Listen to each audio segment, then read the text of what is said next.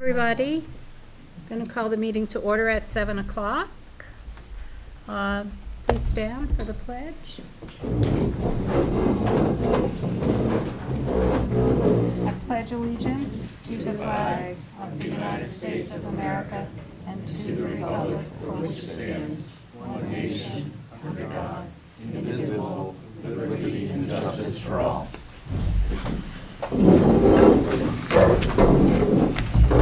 Okay. Before I ask for a motion to approve the agenda, we have a couple of changes. Our student representative is at the council, so she can't come. So we're going to try and get her in next week or next meeting. And we're going to add an executive session at around 9:10, depending on timing. Because premature general public knowledge would place the person involved at a substantial disadvantage, and we have two issues to discuss there. So I would ask for a motion to approve the agenda with those changes. I approve the agenda with those changes. Or I make a motion. You make a motion, Sarah, and a second? Gray. Okay, any other discussion about the agenda? All in favor? Okay. Unanimous. Okay, public input. Anybody online for public input? Okay. And announcements. No discussion. Okay, approval of the minutes from 11/19/25. Somewhere in there, Rebecca, there was like an L left after my name. I should have circled it. I'll find it and tell you. So it's a typo, it's nothing. Anybody else have any? Oh, I guess I need a motion to approve them before we do discussion. Screwed that up. Okay, motion to approve the minutes? So moved. And a second? Lenny? Okay. Any changes? I got that one, but I don't know where it is. Anybody else? Okay, all in favor of approving? Okay. Rosie, are you waiting for someone to come? Connor Floyd on my team was going to join me, but I can get started. Yeah, because we're way ahead of schedule already. I mean, we can move some things around, I suppose, but if you want to get started. If you want to give him a couple more minutes, All right. a few short items. Jody, can you do your present? No problem. Oh, no problem. No, I can't. Okay, Yes, so that's we're not a gonna, problem at all. is the board okay with that, if we switch those two things around? Okay, good. Okay. So let me just sign in because I'm going to present something. Okay.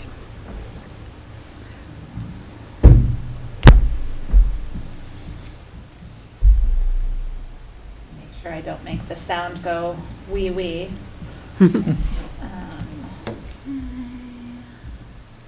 Okay. So what I'm presenting to you tonight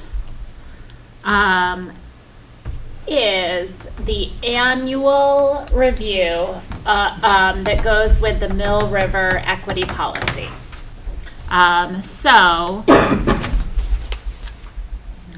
Just make that a little bit easier. Still not going to be great to read, and I'm happy to print anything that anyone wants from this.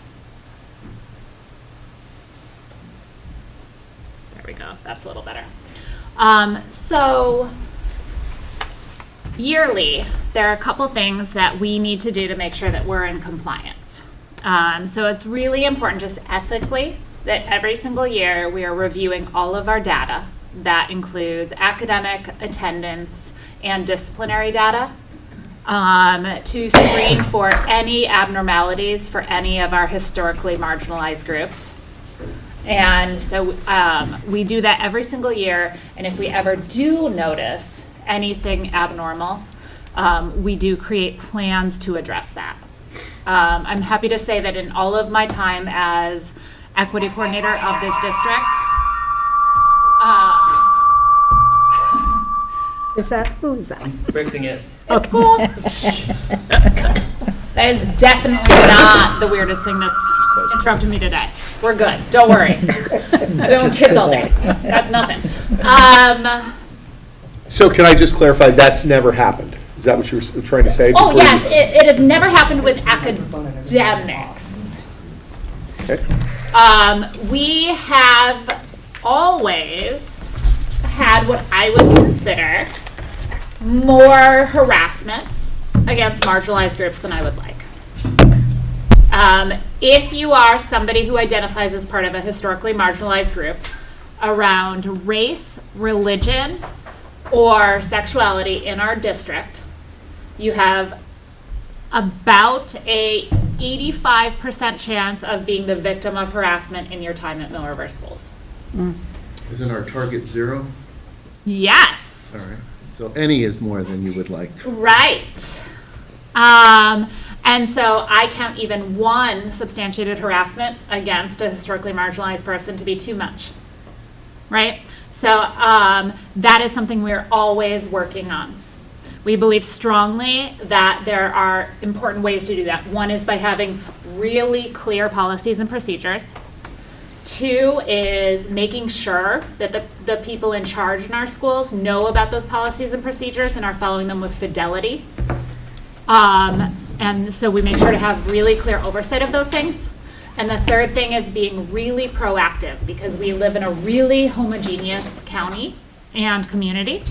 And a lot of things that our kids have access to online might accidentally teach them things that they think that they can say, and they're not saying things because they're bad kids. They just kind of accidentally say things. And we believe that all of our kids are kind and good people. So we want to do a lot of proactive teaching with our students about, oh, hey, I know that you may have heard this in the media or in TikTok, but we can't do that. So for example, Karen Stannard and I went into every single middle school advisory about 2 months ago and specifically talked about making jokes about migration, because that was something that was really popping up in a big way that we needed to explicitly teach that we can't make those jokes because they might violate our policies. So being really proactive about talking about it and not shying away from letting kids ask questions and learn is a really important part of that.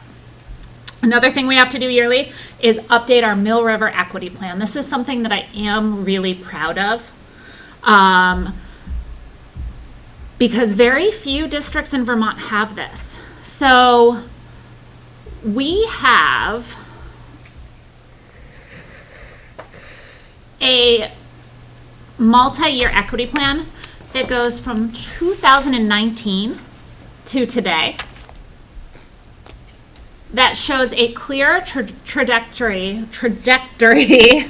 of all of the work that we have been doing around trying to make sure that every single student in our district feels cared about, seen, and respected. We are not there yet. We will keep working. But it's really important to me that every single year we look at where we've been and we don't lose sight of that long-term work, and that we don't plan too far ahead because we want to be responsive to the data. So I think it's really helpful for board members to see that at this point, this is a 7-year-long plan where we have met the goals of this plan every single year. And if you look at the 7-year-long plan, you can see how the goals build upon each other. It doesn't mean we don't have to consistently circle back because we get new people, new changes, new kids, right? But we're consistently working on making sure that we have the structures we need. And then yearly, I update the board according to the Mill River Equity Policy.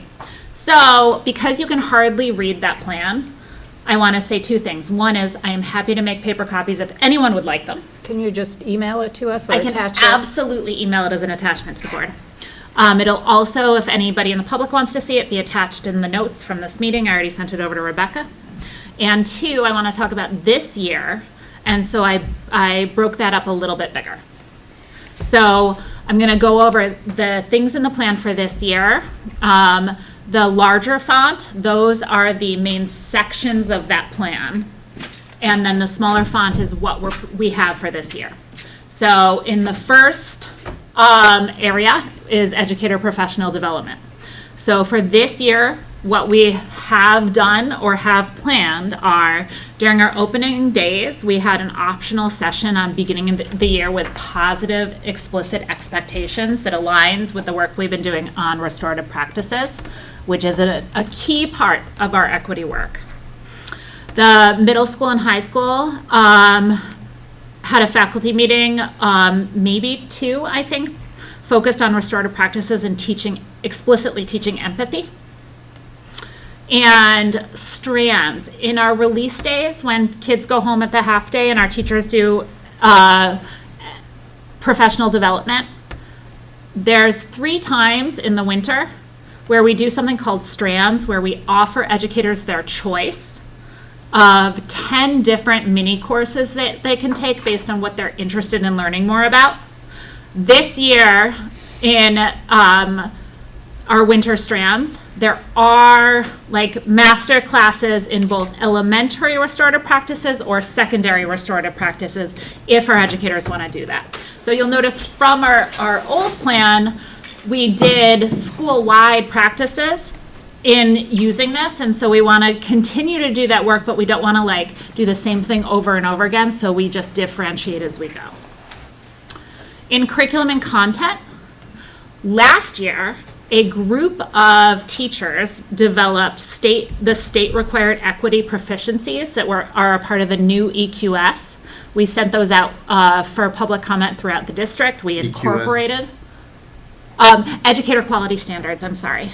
So those are state requirements for what we should be offering our kids for educational opportunities. We sent those out for public comment throughout the district. We incorporated those comments. We have now integrated those proficiencies into our habits of work and our transferable skills. And so what those are is just an opportunity. It's about perspective taking. So can I, as a student, look at concepts or cultures from multiple perspectives? And our ELA and global citizenship curriculum is continuously reviewed by our faculty, just to make sure that everyone is represented in a positive light. In our systems and structures, the policy committee has currently, is in the process of revising the board equity policy, so that has just gone on to second read. It's in the works. This summer, our district hosted a training for like administrators across the entire state on HHB and Title IX. HHB. Hazing, harassment, and bullying. Thank you. And Title IX is sexual harassment, federal. Over 50 administrators came to Mill River High School to participate in a 2-day clinic on that. Some from as far as Windsor and Burlington. And part of that is because we are known as a district who really takes that work seriously and does a good job at it. I'm going to jump in because I know you won't say it, but I'm going to give you the props for it.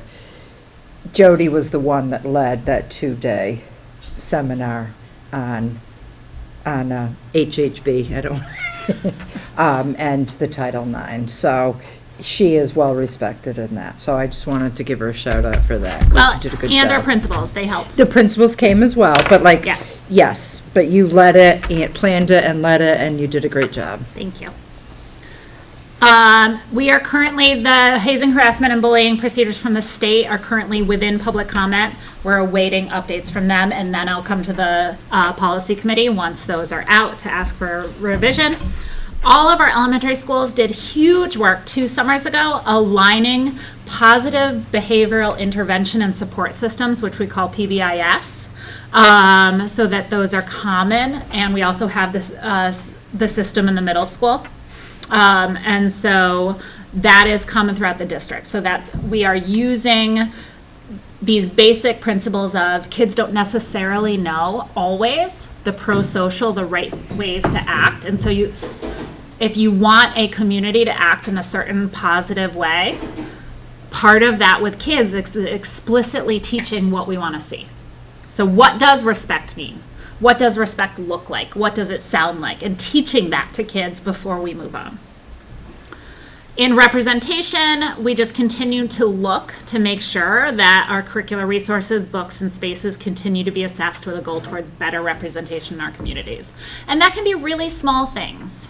Like, so for example, as somebody who fosters and is adopted through foster care, making sure that we are not doing family tree exercises without a thought to making sure that they're designed for inclusivity or language where a kid's never going to feel othered if they don't have a traditional family system. So those are the sorts of things when I'm talking about representation, just making sure every kid, no matter what their family looks like, no matter what their background looks like or their culture, that they feel like they can see themselves in the work that we're doing. From the student eye view, our student survey data is reviewed for restorative practices and equity-focused needs for kids who might work with us frequently around behavioral needs. We're frequently talking with them to get feedback on like how can we work better with you to help you turn this around? What is working for you? What is not working for you? And using that to change any processes and practices. Our GSA is continuing to work to attract more members. It's very, very small, but they continue to do good work. Youth Risk Behavior Survey is YRBS. That is a survey given to students about what is going on in their personal lives. It's completely anonymous. Our kids do some work through Interact Club in breaking out that data and really thinking about what does that data mean and what can we as student leaders do to address it. And the Tri-M Honor Society and other student groups are working to increase student voice. That's what I got. It's a lot. I will email you the equity plan. I think the important takeaway is to know that there are educators working together to think about this, always to really think about making sure that our kids feel safe and cared about. And when they don't, we are constantly working to say, how do we do better next time? Does anybody have any questions or for Jody? I'm sure if you think of any, you can email her. You know where to find me. Yeah, I'd just like to offer Jim, no. a very brief comment that I think that that whole notion, all of that work is especially important given, without getting into the political weeds, the current climate in the country right now where so many groups are being othered, to use that.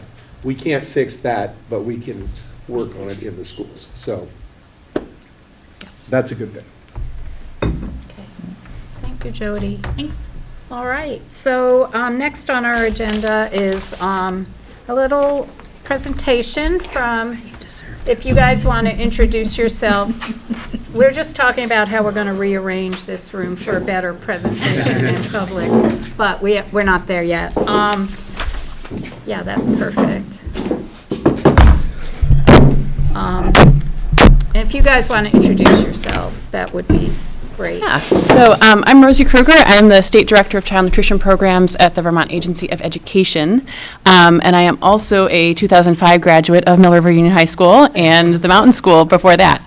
And I've brought Connor Floyd on my team. Connor, you want to introduce yourself? Hey there. I'm a grant program manager on the Child Nutrition Programs team. And part of my work is specifically overseeing food service management company contracts throughout the state, of which Mill River has one. Connor also works on resource management, financial management with our school food service programs and also farm to school. So he's got some good resources for you, and I think you'll be interested in talking to him. So we are here today. Carol asked us to come give you all some sort of background and context and ideas as you're thinking about your upcoming decision about whether to extend your current food service management company contract for another year. You went out to bid last year, so you're currently in a one-year contract, and you have the option to extend that contract for 4 additional one-year increments. But you don't have to. So that contract expires at the end of June. You could decide to extend it. You could decide to go out to bid again, in which case you'd want to start that process pretty soon with maybe some different specifications. Or you could decide to end your contract completely and go to a self-operated model. So we understand that you've got some concerns about meal quality at your food service management company operated schools, or maybe some community members have those concerns. And you also are always, as most boards are, concerned about costs and wanting to make sure that whatever you do, while you're getting great quality, you're also keeping those costs sustainable. So we're going to talk to you about what some options are for ensuring both meal quality and cost control under all three of those different options that you have before you, and some ideas that we have for you to consider. And we haven't prepared a really formal presentation. We don't have a PowerPoint or anything, so we do want this to be really a conversation and get you the information that you need and provide you the background and insight that you're looking for as you go forward with making that decision. So I will just give you a little bit of context as we go into this conversation. I'm assuming that you haven't thought a ton about how the federal child nutrition programs work and don't have that background, so I'm going to give you a very high-level overview. If this feels too elementary for you, definitely let me know and we can get into some of the meat. But these are federal programs, so most of the money comes from the federal government, and most of the requirements, of which there are many, come from the federal government. And we at the state agency are responsible for, we have kind of a dual role. So we're responsible for ensuring that Vermont schools are able to implement these programs in the best way possible, that you're really able to maximize them and offer healthy, safe, good quality meals to all of your kids. And so we provide a lot of training and technical assistance. And then we also have an oversight and monitoring role. So every 3 to 5 years, we do have to come in and do an administrative review, which is basically a really in-depth audit of your school meals program. And we were last here in school year 23-24, and Clarendon was the focus of our audit at that time, but we did look at the overall program. So we kind of had that dual role. The federal funding flows through us, and we're responsible for implementing those federal regulations. And then there are some state regulations and funding as well. So several years ago, Vermont passed the Universal School Meals Law, which requires that all public schools offer free breakfast and lunch to every attending child every day. They don't have to take it, but you are required to offer it, and provides some state funding to make up the difference between what the federal government pays and what you would have previously collected from charged families. So there's a fair amount of state funding coming to you now for that. There's a state law that requires that in the summer, if you offer 15 or more hours of enrichment programming over the summer, that you offer the summer meals program as well.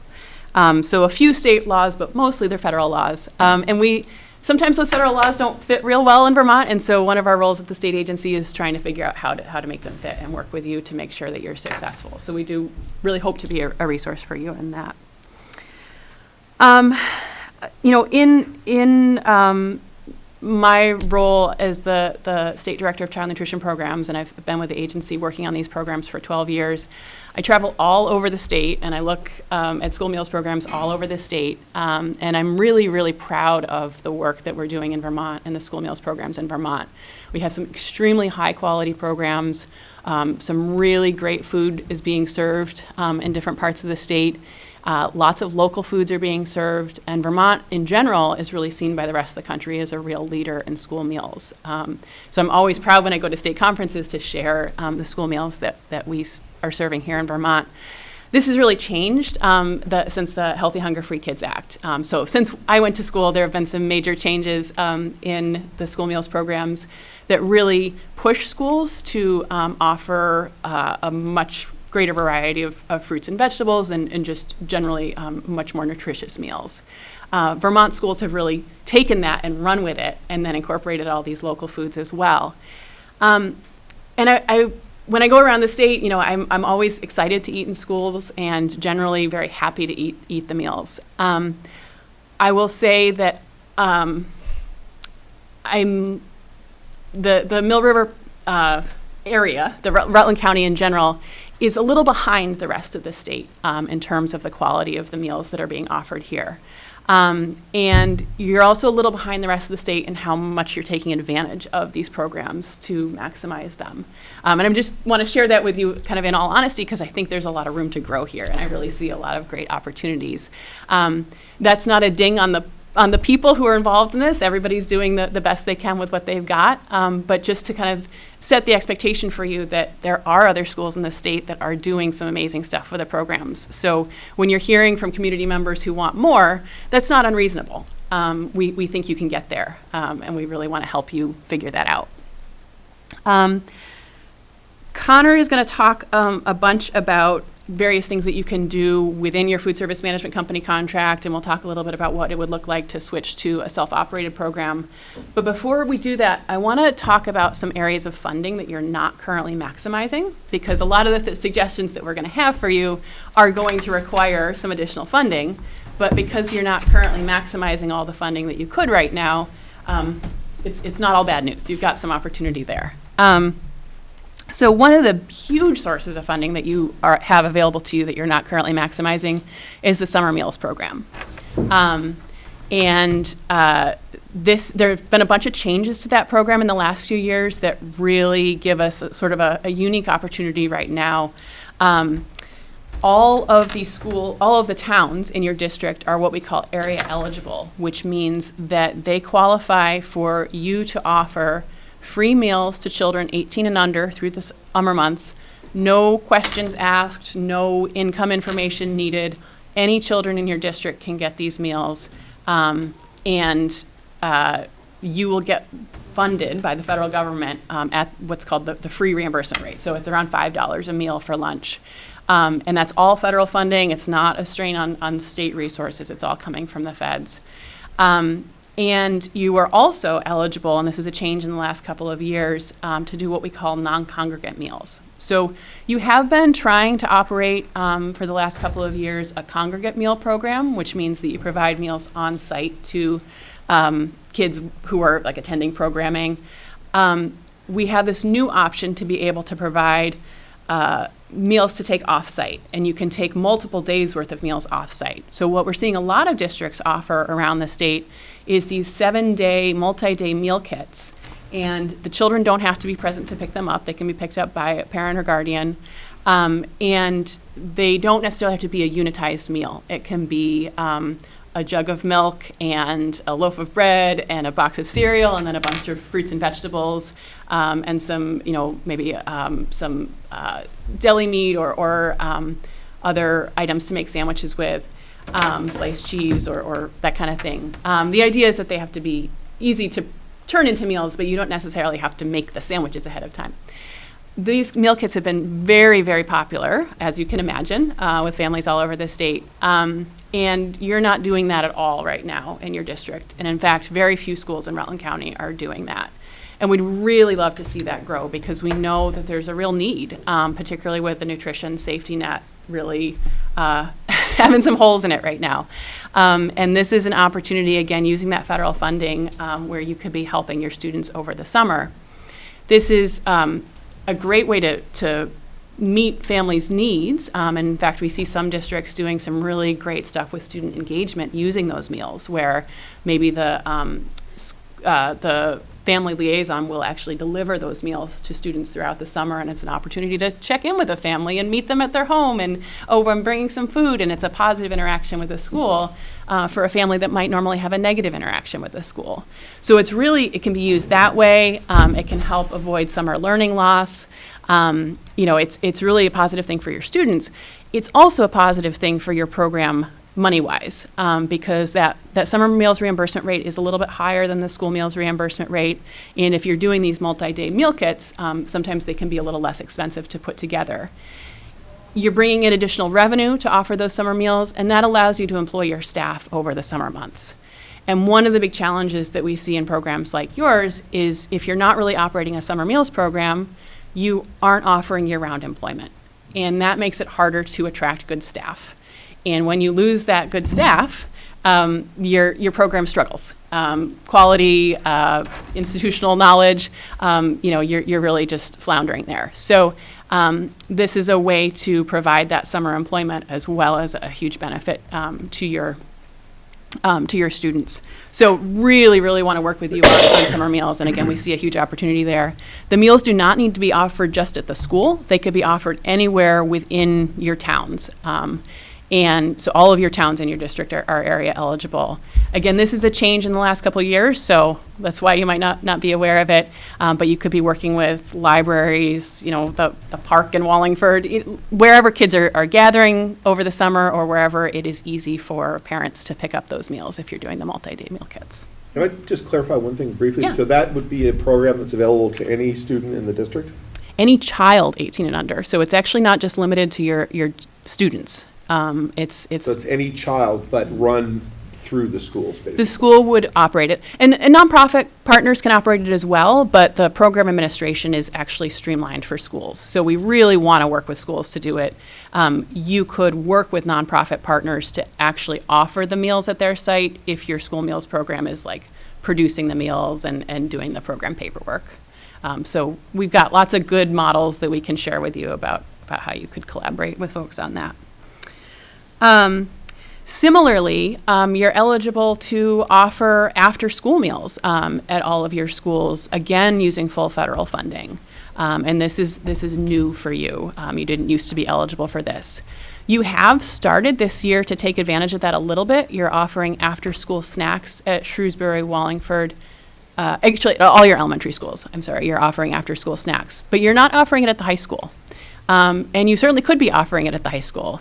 When I was here, we had great after-school programs, great theater, great music, lots of intramural sports. I'm sure you still have all those great programs. So kids are here after school, but you're missing that opportunity to feed them. And again, offering that program is, fully federally funded and gives your kids that nutritional boost and is giving your program a little bit more revenue to employ more staff, buy higher purchasing volume, bigger economies of scale. So that's another opportunity. Right now you're offering after-school snack. You could be offering both after-school snack and a after-school supper as well, which is a more substantial meal. So for after-school snack, you're getting about $1 to provide that meal, and for supper you'd get closer to $5. So that's another option that's available to you. Yeah. Could I ask a clarifying question about what supper might look like? Yeah. Is it something that is prepared and served on site, or is it something that students could take to go? Yeah, so the after-school meals do have to be served in a congregate setting, so the kids do need to eat them on site, unlike the summer meals program where we have that option to take them off site. Thanks. It is also one of your only opportunities to provide meals over school vacations, other than summer. So if you are having programming during, say, winter break or spring break, you could be using this after-school program to offer meals then as well. This one is going to be a little bit of a challenge. The suppers specifically are going to be a challenge with your current food service management company contract because your current contract does not include that particular program. It includes after-school snack, but it does not include the, we call it CACFP at risk, which, of course, we've got acronyms, but so that would be something that you would have to go out to bid again if you wanted to add that, or you could add it just at your self-operated schools, Shrewsbury and Tinmouth. Those are the big funding streams, but you have some other ones. USDA foods are food that is purchased by the federal government on behalf of your school. And you're entitled to about 40 cents per lunch served in the form of this USDA food. You have the ability, your meals program has the ability to direct how you want that funding spent. And so you could spend it on things like canned peaches or ground beef or what we call commodities that the federal government is purchasing. You also have the money the authority to direct that money to be spent on fresh produce. And right now, Upper Valley Produce, a local company, has that contract to provide that produce. So you've got lots of options there. And we've noticed that you're not really fully maximizing that right now. This may be a training issue or a sort of a program oversight issue. Or it may be some misconceptions about what the options are or the quality available. But if there are quality concerns, we usually recommend that fresh produce option because that's going to be an easy way to deal with that. We also have these state equipment grants. So if you're specifically looking for equipment in your schools to help with your food service program, we have about $100,000 available in state funding. And sometimes we're worried we're not going to be able to, we're always able to get it all out the door, but it is a competitive grant, but sometimes it's not very competitive. And Mill River has not applied in recent years for this funding. There used to be a state match requirement, or a matching requirement, but we've actually eliminated that recently. So you will score higher if you have a match, but it's not required. You can apply for each of your districts, each of your buildings, or you can apply for one big piece of equipment or software to use across all your districts. So that's definitely something to look out for. Yeah. Is equipment small appliances or is it large? No, this is like refrigerators and ovens. Do you want to give some examples of other things folks have? Yeah, I mean, it's most often dishwashers, coolers or freezers, ovens, stoves, the big The large pieces. ones, okay. It could be small. I think it needs to cost at least $200 to qualify. It's one piece of equipment, so you can't buy like $500 worth of utensils or something like that. But yeah, anything you're using in a kitchen really would be eligible. And remind them of the maximum for that. And so right now, that's a $10,000 per grant application maximum. Maximum, but if we had a matching up to 20,000. Exactly. If the equipment we'll give you up to $10,000. If the equipment is more, that would be okay as well. And that's per application. Again, you can submit one application per school. So if you're really going after this funding each year, there's nothing preventing you from submitting, five applications. We do, in the next year, you'll score a little lower. We want to try to direct funds towards those that aren't receiving the grants. But if it's not competitive, or if it's not very competitive, you could receive grants year after year. And we do have some districts that take advantage of that. And then the last funding stream that you're not taking advantage of right now is the local foods incentive. And I'm just going to let Connor talk about that because that's the grant program that he manages. So the local foods incentive is a state-funded program that pays a per lunch, essentially, incentive to schools that are achieving at least 15% local food in their programs. And the grant awards are 15 cents per lunch served for 15% local, 20 cents for 20% local, and 25 cents for 25% local. It varies what that actually shakes out for each district, depending on what your volume is. But the way I would characterize it is it's not going to completely cover the cost of the local food that you are purchasing, but if you're looking to increase the quality of meals and quality of ingredients, it certainly helps offset that. And so it is a way to help schools that are interested in improving quality, getting more local foods into the schools. Is local Vermont or is local? Great question. Yeah, so it's defined as Vermont. And there's a definition, so you could have technically like Vermont local guacamole, right? And the avocados aren't going to come from Vermont, but if it's made in Vermont, it would count. But yeah, like anything from New York wouldn't count as local. I've looked at the website for this because this was something of particular interest to me, and it spells out very clearly, like, what some things, where they're made and whether they qualify.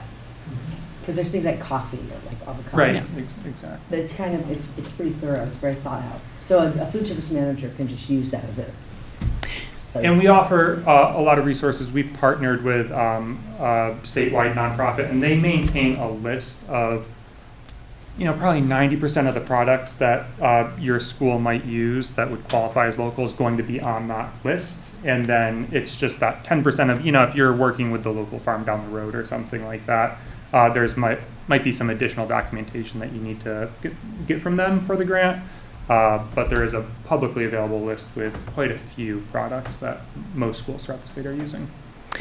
So some low-hanging fruit there is that the base year of that grant, every school district is eligible, every we call them school food authorities, which is the supervisory district, which Mill River is, or the supervisory union.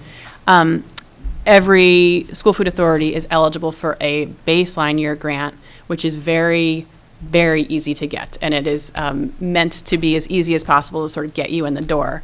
The deadline for that grant is coming up in mid-December.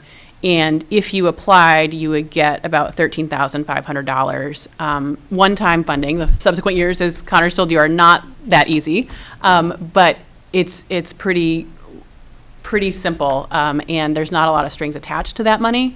You can use it however you want to improve your meals program. So if you decide you want to do some things now to improve your program, this is a good source of money. Again, one time, but it could be a help. And there's no negative consequence if you get the money this year, the baseline year grant, and then maybe it takes you 2 years to hit 15% to get a subsequent year grant. Those missed years, there's no penalty or anything like that. You can drop out of the program, and then once you're hitting 15%, jump back in. So it's not like a commitment that you're making or anything like that.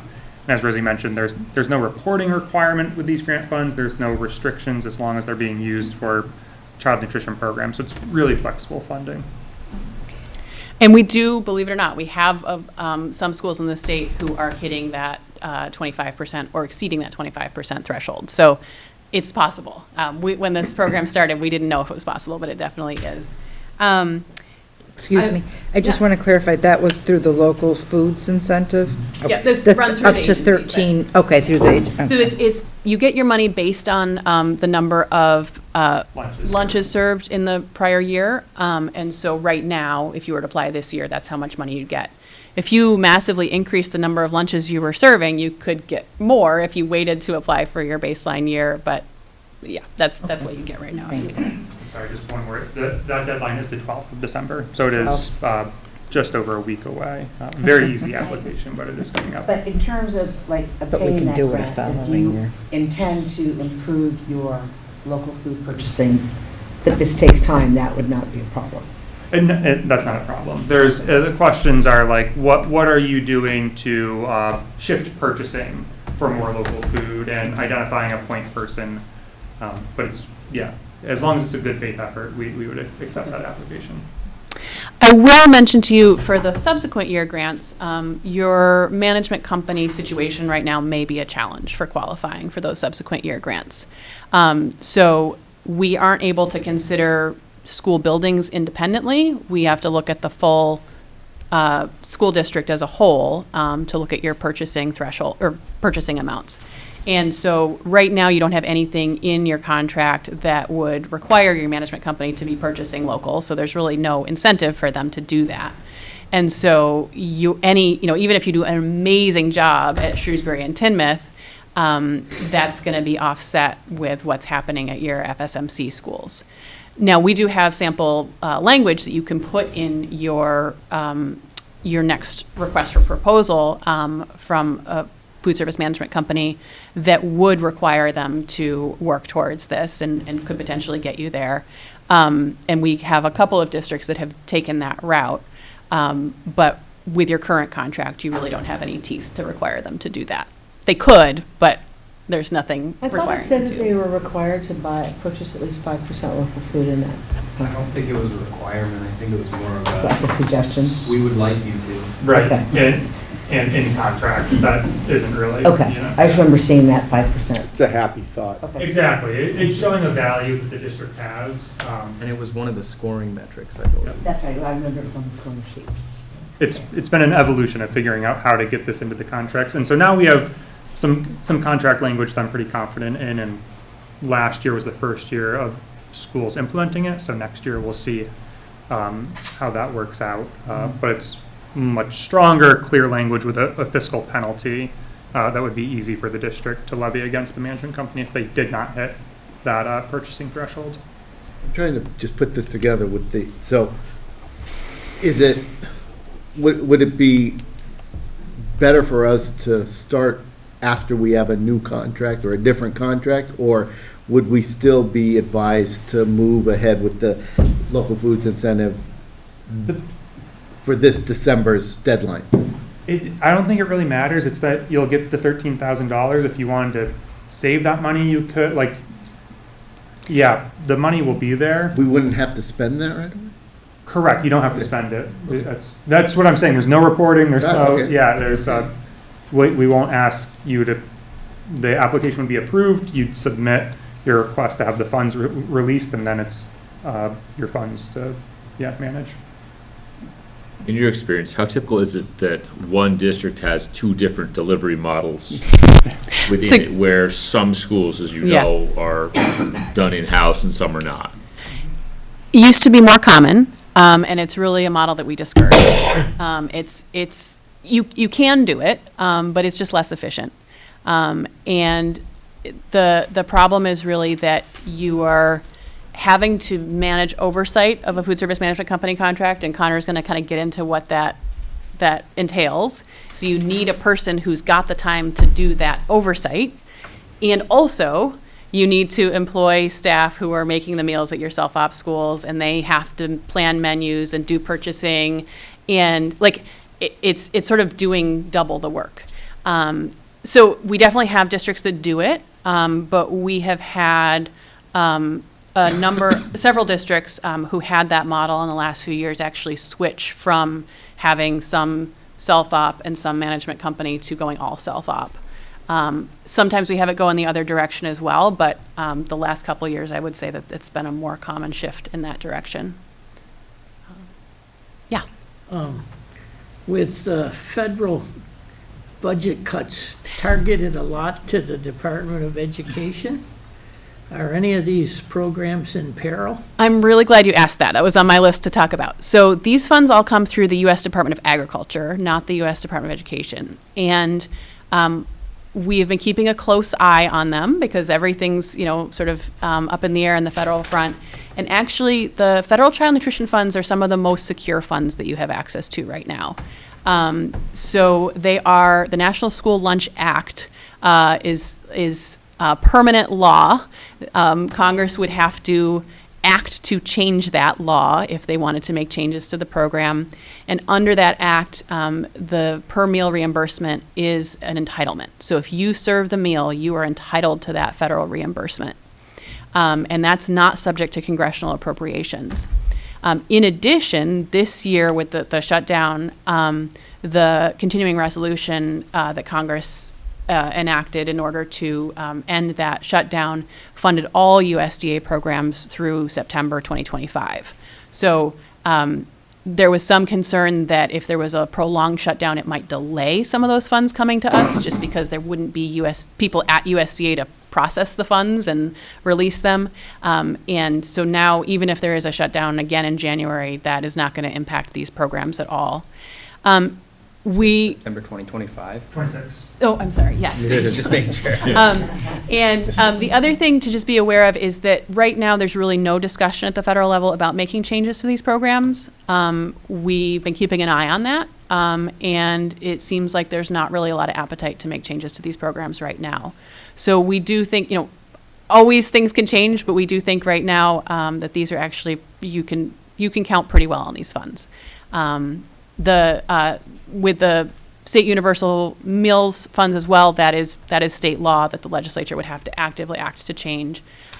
So, keep that in mind as well. That's not subject as much to an appropriations process. Let's see. Do you want to talk about management companies and what they can do under their current contract versus changes?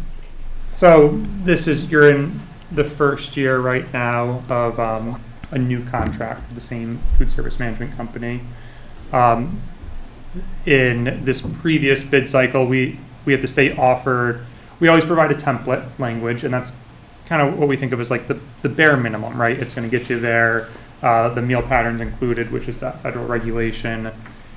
And then we offer a variety of different clauses and ways to approach your scoring rubric that can enhance that contract. We don't want to force those things on any districts because the more you ask of your management company, the higher quality product you're asking for, of course, that's going to presumably increase the price. So we want to leave that as a local decision. From those options, and I'll talk about a few of them, the new thing that was implemented in this contract is minimum wage requirement. And so that's targeted against the Vermont Department of Labor kind of institutional cooks and chefs standard. And the thinking there was oftentimes the feedback we hear is that there's a lot of turnover, or there's just staff are not being retained by the management company, and they say we're trying to hire, but they're hiring at rate $14 an hour or something. Of course, they're not going to get employees. So you included that minimum wage requirement, which is a good step forward, and I'm hoping, I'm not sure if, but that you're seeing some more consistent staffing because of that here. That's beyond that in terms of managing the quality of your current contract. Really what you're relying on is we have these things called food service advisory committees. And this is a federal requirement, and then we in Vermont require at least that those food service advisory committees are meeting twice a year. And those committees are administration, teachers, students, parents, community members. And that's really kind of like the feedback, eyes on the ground for the management company to hear. How are the meals being received? What changes do you want to see? We require those meetings to happen twice a year. There's nothing stopping you from having them more regularly. They could be happening at each building, especially at like the high school, right? You can probably get some really robust and thoughtful feedback from students. And so engaging students at the high school is going to look a little different than at the elementary schools. So those advisory committee meetings could be happening more frequently, and that would at least apply more consistent pressure and have quicker feedback to the management company in terms of how meals are being received. And then you have those meeting minutes, and that's a paper trail if there is a larger conflict down the road, right? If you don't say anything until April and then you're set, right? It's harder to manage that.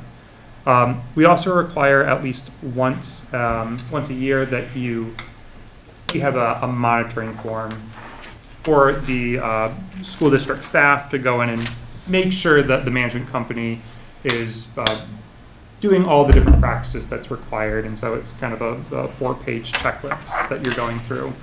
Again, we require that once a year.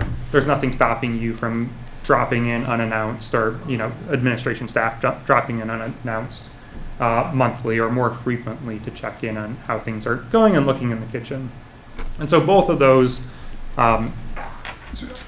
what we encourage is that really consistent and timely monitoring, and then that provides the feedback.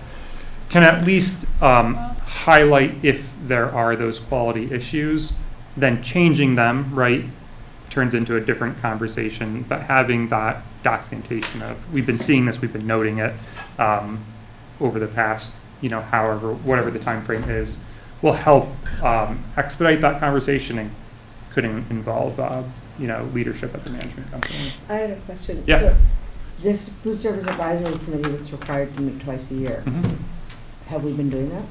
Yes. So we're compliant with that? You're compliant with that, so I'll check that at each renewal to make sure that, check those meeting minutes, make sure that it's happening at that baseline. So yeah, the baseline is happening, but there's always, especially when there's quality concerns, that's a good reason to meet more frequently. And I'm going to jump in here and say the one thing sort of holding you back there is that you're required by federal regulations to have somebody designated as your food service director who is not an employee of the management company. And typically that's the person who would do this kind of oversight and monitoring and be filling out that monitoring form. And Jessica Casey is wearing that hat for you. Jessica is also the cook at Tinmouth. And so she is trying to do all the cooking and do the purchasing, and she does all your program paperwork and submits everything to us, which is its own job. And she's also trying to hold this management company at your management company schools accountable, and so she's doing the monitoring there. And right now she's full-time during the school year, but she's part-time during the summer. And I think Jessica's actually doing a great job. She's very timely with her paperwork, and we hear good things about the meal quality at Tinmouth. But you haven't really resourced her time-wise to be able to to really strongly manage this contract and hold the management company to the standards that you've set already, which, as Connor's mentioning, aren't super high. You haven't put in a lot of those quality metrics. So if you don't fix that issue, even if you take the next step, which is to go out to bid with a new contract and add a lot of quality requirements, if you don't have anybody monitoring that, you're not going to see anything different. And so this is one of those areas where you may need to invest a little bit more in terms of either, more hours for Jessica, or, giving her some additional help, or taking some of her current responsibilities off her plate to free her up to do this. There's a variety of ways of doing that, but you need to have somebody who has that time and knowledge to be able to go in and see if they're meeting the requirements and hold them accountable when they're not. Yeah. In systems that have contract services, is the food service director typically full-time job, that's their solo? Often, districts who have a management company because they don't want to spend that much time thinking about the food service. And so often it is a hat that the business manager wears as well. That's not a very successful model, and we hear lots of quality concerns. In districts where they have resourced that position well, and it's not usually, I'm not sure we've ever seen, maybe Barry had a full-time person. Yeah, I think, just going off the cuff, it's probably like a 50% FTE. Okay. And that person, when we've seen it several times now, when the district starts to really try to hold the management company accountable, eventually they decide that they may as well just operate the program themselves. So that we have seen that happen. I think, you go into it thinking you're going to save all this time, and then because you have to make sure that they're doing the things you ask them to do, sometimes it's easier just to do the things yourself. So statewide, is there more school districts that use a management company, or what's the ratio? It's about 1/3 using a management company and 2/3 self-op, but that's regionally, Rutland County has a lot of management companies and less self-op. So I'm not sure why that is, but it's sort of most of your neighbors are using management companies. Follow-up question. Yeah. Do you help districts that want to maybe change their model? Do you help them to do that, or Yeah, absolutely. give them information about how to run your own? Yeah, that's our job. That's your job. Our job is to make sure that your programs are able to run well, and so it's your decision. Were you in on the last school board decision to hire a management company? Connor was at that. Say again? Connor was at the food service interviews. At the walkthroughs, yes. Yeah, And so I was yeah. working You were with present. the district in terms of going through the RFP. And if you chose to do that again, I would work with the district on that new process as well. So is it easier to manage all of these options that you've talked about if you run your own cafeteria business than it is if you have a management company? Is it harder? You can do it either way. We have seen folks be successful with both models. If you are unable to find somebody who can be that food service director for you and really take full control over your districts and kind of centralize that menu planning and purchasing and, think about the costing. If you can't find that person, then maybe you need to go with a management company. If you have that person or can find them, then you may be more successful, particularly since you're so worried about quality with going with a self-op. We are here to help you either way, and we can help you be successful in either model. I think when you have a management company involved and you're concerned about quality, there's a tension there because they're in competition with other businesses, other management companies, and so they need to bid the lowest. They need to bid low enough that they're going to get your bid, and they're trying to make a profit. And so there's a lot of incentive there for them to try and make those numbers work. And the way that they're going to do that is, one is low wages, which you've taken a step to try and prevent, and the other is low food quality. And without somebody in there holding them accountable to the contract, or there may be other corners that they're trying to cut in the contract. Without somebody holding them accountable, there's just incentive, no judgment about the people involved, like that's what the incentives are. And that's going to be the same with any management company. So if you go out to bid again and think, if we change companies, it'll be different. If you don't have that oversight, it's not going to be different. So that's really your lever. Yeah, it's changing, but it's not fair to the management company if, your previous RFP didn't include anything really about heightened meal specifications.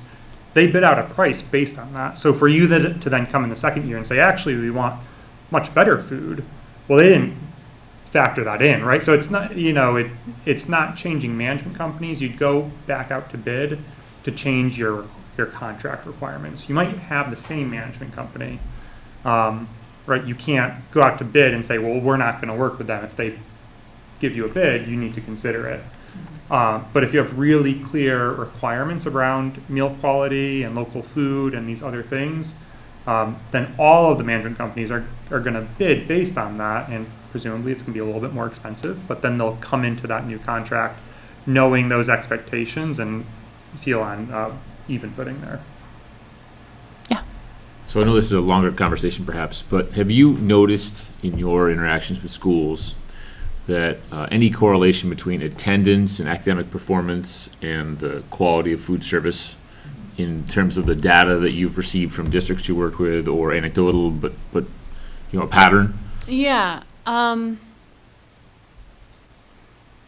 Definitely we hear anecdotally all the time that high meal quality, high participation, again, those summer meals, I'm particularly thinking of one district where they've really sort of tried to maximize those summer meals in terms of their engagement with households. And they are seeing some really good results from that because, again, they're able to have those positive interactions with families rather than just be interacting with them around negative situations. I know, like, in general, there's some data around, not Vermont specific, but around school breakfast and attendance. We offer school breakfast in all the public schools in the state now. So, but offering breakfast after the bell options can help a little bit there.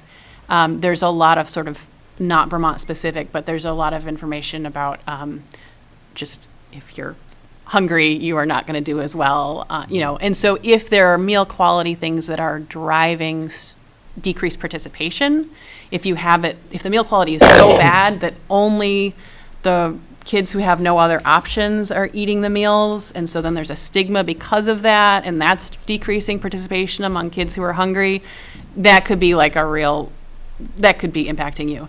I don't have any information. I didn't pull your participation numbers, so I don't actually know how that's going. I don't have any information to suggest that that's going on here, but that would be sort of a worst case scenario with meal quality and something you'd want to take into account there. I had a question about our current food service contract, and you would probably know this so does our current food service contract do summer meals? Yes, summer meals is So included. they're capturing that, but they're just getting the money, not us. Or No, not the school district. you're not. Your current contract allows you to offer summer meals, but you have to tell the management company, we want to do it. And so far, what you've told them is that you want to offer congregate meals here at Mill River, where my understanding was there was really no programming happening. So kids had to show up every day at breakfast time, at lunchtime, and there was nothing here to draw them to that or transportation to get them here. So your average daily participation this summer was 7 for breakfast and 12 for lunch, which I'm frankly shocked that you got that much, given how hard it is. It's not really walkable. So that to me shows actually there probably was some real need because that many kids bothered to get here. And then at Clarendon, you were offering a closed enrolled site just for the kids who were at your programming at Clarendon. You you didn't ask the management company to do any more than that. So that's the first step. Your contract isn't super specific about what they need to do for summer. So they could be within their bounds to come back and say, well, we didn't, that wasn't what we thought we were agreeing to. But we would certainly allow you to offer summer within your current contract. And just a note that it's a federally, you're not allowed with a management company to offer those bulk grocery boxes that Rosie was Oh, mentioning. you can't do the You can non-congregate offer meals? you can do non-congregate, but you have to offer them as unitized meals. So you have to offer like 7 sandwiches and 7 So there's a unitized huge amount of breakfasts. labor involved with that. There's a lot more labor. So the self-operated, though, you can do those grocery boxes. So you could also do them self-operated out of Shrewsbury and Tinmouth without changing your current contract and do those bulk meals. But you need to get some staff there. So I know there's been a lot of discussion about whether we should shift to a self-operated mode. One of the big questions, obviously, is what would be the timeline for doing that? And so my question is, if we decided, okay, maybe we're not quite ready to make that leap for the next year, but we want to put our contract out to rebid it, do you guys have the language so that we could kind of up the quality of the contract in terms of getting the food standards that we're looking for? Because it seems like, A, that would accomplish that goal, potentially, but also it would give you a better cost comparison, because presumably that contract's going to cost more. But, if you're looking to the future to doing a self-operated, that would give you an idea, maybe, of what the cost increases were going to be. Do you guys have that kind of language that we could use? Yeah, so we have a variety. There's those that local food purchasing requirement. That's a clause that I have pre-written, and you choose the percentage you want and the penalty. But that's fairly easy. I always encourage that because we at the state are doing some of the monitoring for you, because you would then apply for the grant. I would audit that grant application. So we'd be checking to see, okay, they said they hit 15%, but now we need to see the receipts. So that's a plus there. There are minimum food specifications, and so we include, again, kind of like the bare minimum. So there you can go above and beyond. We have template language from another school district from years ago, frankly, at this point, where they had really detailed specifications in terms of, just what they want to see, specifically in examples like chicken nuggets. There was no mechanically separated chicken products were allowed, right? You can be as detailed as you want there. Another area in the contract is the cycle menu. And so in your last RFP, what you did, and what a lot of districts do, is you took the cycle menu that your management company had, you just took their branding away and you put that in as the cycle menu. So you essentially asked for exactly what you were getting in terms of a cycle menu. You don't need to do that. We offer a pretty in-depth seasonal cycle menu that you can use. We're also offering, working with schools this year, to not actually have a cycle menu, but have you describe, we want to have a pizza station and we want to have a hot entree, like describe what you're looking for, but then have each individual management company offer their own cycle menu to show, what culinary creativity they might have. So there's a few different options there, all kind of trying to get at, okay, is the food on the tray going to be more appealing? You also already have an advantage here where, Jessica has a good quality menu at Tinmouth, so you could put that into your contract in terms of what your specifications are, rather than using what the management company is currently offering. And then finally, we've never had we can always work on different clauses with you as well. So like we never used this scratch cooking clause.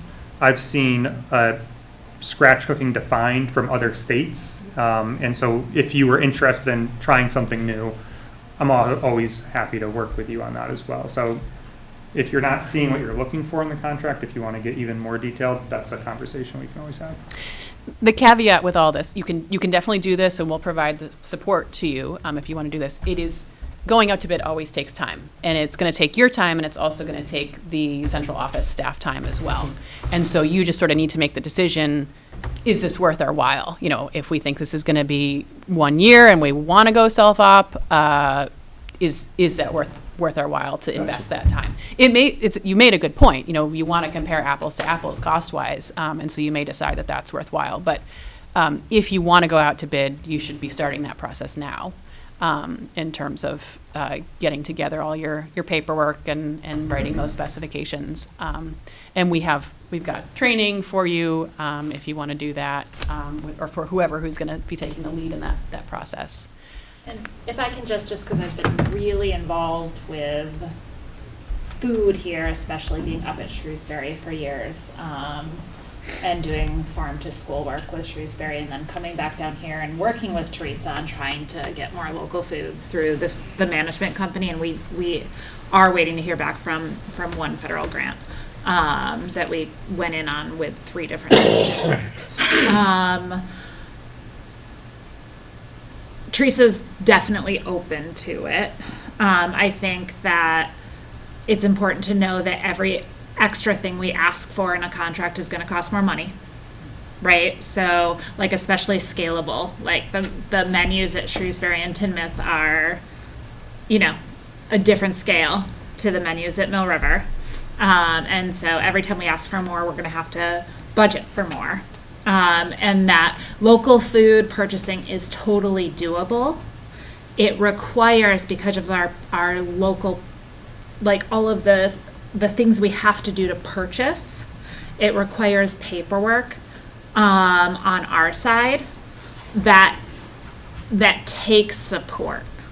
And so thinking about that, whoever we get to do that, if local food becomes part of that value system, then human resources needs to be a part of that. So because I've trained 2 chefs up at Shrewsbury to do it. I've worked with Teresa to do it.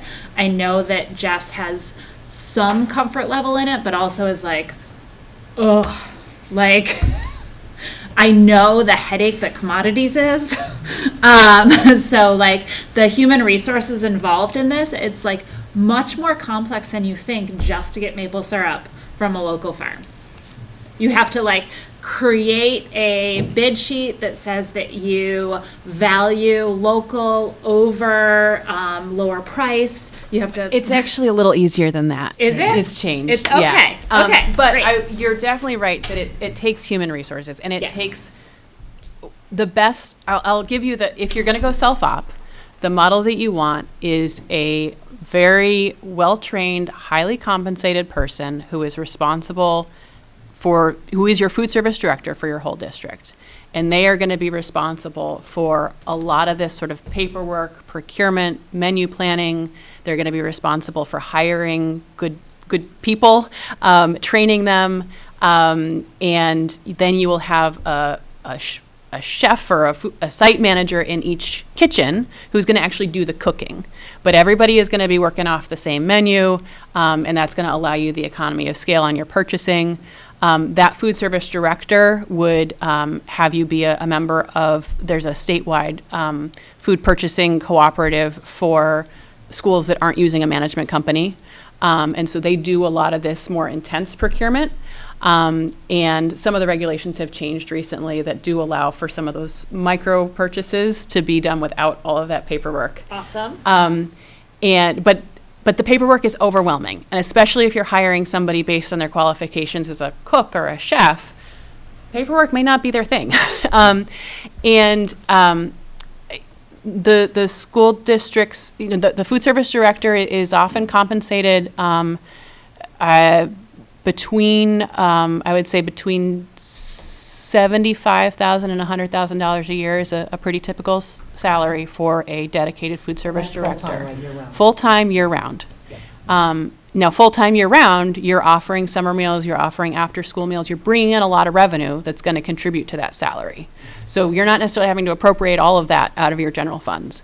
But you got to be ready to, if you want somebody to really manage the programs, you got to be ready to hire somebody at that level and not just be hiring somebody and I say just because cooking is really important, but just with that in mind. So, Just organizationally, I don't want to get too far into the weeds, but is this a position that typically then reports to the superintendent? Or the business manager, or sometimes an operations director. I don't know if you have that kind of a role, but sometimes that would be the case. The other thing I can offer you in terms of a model is that we do have one set of districts who have gone in on this together.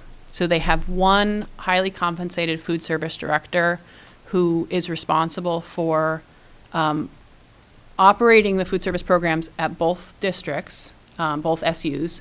And she basically runs the whole thing as if it's one school food authority. So everybody's on the same menu. She's doing the purchasing, and it's a great menu. It's lots of scratch cooking. It's really lots of local.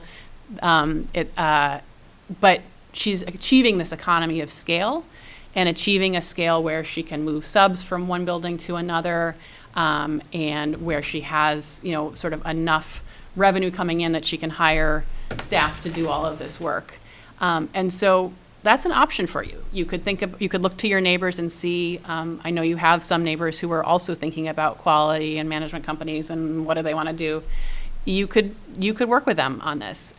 And you could either do it as, as these other sets of districts are doing, where in name, they're two separate districts, but they basically share the same set of employees and share a budget. Or you could do a more formal model under some of the things that the state is allowing with shared services. So those are options for you, and they might mean that you can achieve some of this better quality without breaking the bank too much. About 4 more minutes. There's a lot of information. It's been great. Anybody else have any questions? I did just want to sort of say that I think one thing that is de facto right now, our food service advisor, like who they answer to, is the stamp. I mean, he does all the contracts, and his plate is very full. Mm-hmm. That's he doesn't have time to check and monitor that. But that's how it is right now. That's who does it. I think Jessica's doing your actual monitoring forms, but Stan may be the one who is effectively, if she finds something wrong, maybe he's the one who's calling.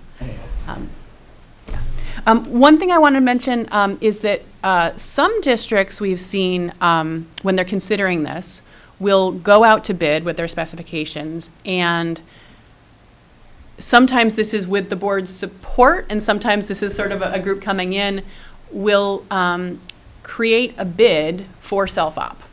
So you'll basically be comparing, okay, what does it look like if we have a management company that meets these specs, and what does it look like if we were to have self-op? And that was something that Mountain Views, I believe, when they went self-op a number of years ago, they had a food service director in one of their schools. So like you, they had a shared model with some self-op and some management companies. And so one of their food service managers at one of their elementary schools said, I'm going to put in a bid to do the whole thing. And so she had the knowledge to be able to do that. It's a lot of work to kind of do on the side, but she was able to present the board with what would it look like? And they compared that to the bids that they got from the management companies and ultimately decided to go self-op. So that's something you could consider as well. Again, you're going to go through all the work of doing the RFP, and then maybe you don't end up going that route, but it's an option. If you do decide that you want to explore self-op more, I would really recommend talking to the folks at Wyndham Southeast Supervisory Union. So they went down a route similar to what you've been through. They also had a split model where they had a couple schools with really high quality that were self-op, and then they had a management company at most of their schools. And they had somebody in the central office who was really responsible for that oversight. And she was really hard on the management company and was demanding quality, and they weren't performing. And she eventually got so frustrated with it that she was like, okay, we're putting together a proposal for self-op. They did a really great job where they went in really clear-eyed about it was going to cost them more. And they went in clear-eyed about how much it was going to cost. They actually hired a new full-time food service director to start early, I think in April, so that he was ready to take over the minute the contract ended. And they ended up retaining a lot of the staff from that contract, as well as hiring a bunch of new folks. And my sense is that, this is this is a food service director who came from a district that was really exemplary. That went self-op, that he brought self-op before. It's just been the start of this school year, but my sense is that they're doing a really nice job and people are really excited about the meal quality there. And they're achieving really good local foods incentive, or good local foods percentages. That district is putting in some additional funds. They have appropriated additional funds, so. But they'd be good to talk to about their experience. All right, anything else? I'm hungry. I haven't had my dinner. So is Putney in Wyndham Southeast? Yes. Yeah. Okay. Yeah, no, it's I talked to that guy. Yeah, she's our, He's yeah. very inspiring. Yeah. Okay. All right. So we're here to help you. Connor lives in Middletown. I have a staff member who lives in Rutland, so we can also come on site if you want to have us come. We do technical assistance visits in addition to those administrative review visits, so you can ask us to come anytime, and we can come work with your teams, either the self-op folks or the management company or both, and take a look at what you're doing and give basically the kitchen staff some suggestions about how they could improve things without the punitive stuff of an administrative review. So. Okay. Thank you. Thank you very much. Yeah, that was great. Thank you very much. Thank you.